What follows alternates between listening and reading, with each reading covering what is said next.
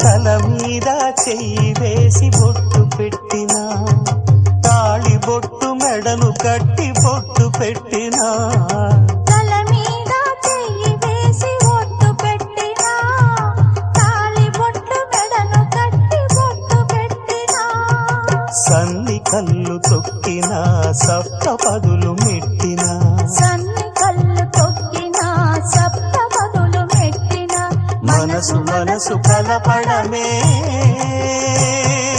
మంత్రం పరమార్థం. శ్రీరస్తు శుభమస్తు, శ్రీరస్తు శుభమస్తు. శ్రీకారం చుట్టుకుంది పెళ్లి పుస్తకం, ఇక